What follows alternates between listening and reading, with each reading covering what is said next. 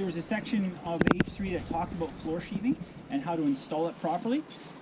One thing we need to remember is before any floor sheathing goes down, we need to make sure that the twist restraint, in this case here, the solid blocking has been put in and it's put in properly. A second thing we want to make sure of besides that is that the floor is square. Okay, so even though you've checked it before and you've put in this cross brace just to hold it into place, I'd have Red Team double check their numbers, and hopefully it's pretty much within a 1/16. Okay. Another thing too is before flooring goes down, I'm going to do a final mark and walk through and just take a look at your blocking as well as your nailing. So that's something you can always double check too, Red Team, is that your nailing is up to par. Here you have way too many spaces. I've already told you last week, you've got to put 3 nails in between all these nails that you've put in already. As well as here, put a few more nails in between as well. That particular end beam is, I'm just using it as a pointer. Everybody looking here, that is nailed excellently. So 2 nails every 6 to 8 inches. Perfect. So you need to do the same, Red Team, okay?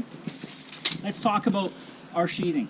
So we're using 5/8 tongue and groove plywood, which by the way is the minimum thickness when you're doing 16-inch on center for 2x10s. So 5/8 tongue and groove. It's underneath all of the cut tables. So in order for Red Team to get to that after lunch, they would need to carefully remove the cut tables off of there and start using that. You want to make sure you're going to start on one end, okay? I always just double check nice and straight end beam, no problem. But what you do is you line up your sheathing on a floor to a line, okay? So in this case here, you hook on, and I go 48 1/4, and I make a mark at 48 1/4 here, and then what do you think I make over there? 48 1/4 from the same end, and get it snapped, nice and pulled nice and tight. So if you have the smart end of the chalk line, you want to make sure that you're pulling the end tight and you're the one snapping it. Don't let the person on the other end be snapping it. Once that's established, don't get confused. There is the line for your blocking. Don't mix it up. So if you have to cross it out, whatever, then you're going to put your floor sheathing down. And what do we remember from which edge of the sheathing do we put up to the chalk line? Does anybody remember? You've got a 50-50 chance to guess. Groove. You say the tongue?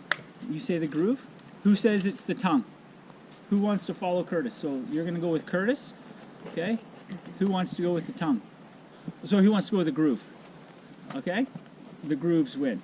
It is the groove. The tongue is always on the outside. We're going on the groove because the tongue on the next sheet is going to be what's going to go in there, okay? What else needs to be remembered? There is a good side down, or this side down. We've got to make sure that that goes down. And then when we put the first sheet on, our layout, it should work out that it's going to hit, we want the joint to be halfway on there, okay? So this is the deal. If this edge is not quite on here, that's okay. I'd rather have it perfectly halfway on here than it maybe coming in a little bit here. Okay, I've got 3-inch bearing on here. So I don't care if the sheet is over 1/4 or 1/2 inch. It doesn't bother me. Kelly? Are you all right?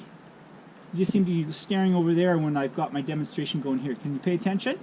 Thanks. I appreciate it. I know it's tough sometimes. Hey, it's got to be halfway on that joint, on that joist, okay? It can't be dangling anywhere else except halfway on that joint, okay? What's important about 2-inch common nails? Did I ever talk to you about the importance of 2-inch common nails? Always have some in your pouch. You're going to be using those to tack it down, okay? So to get it into place. And as a kicker, just one added thing is we're using floor adhesive, okay? So every joist needs to have, you put a tube of floor adhesive in a caulking gun, and then you're going to squirt a bead on each edge of each joist. No need for the ends, no need for the side beams. You don't need to put any adhesive there. It's only the freestanding joists, okay? And I will show you how to do that after lunch. What time is it?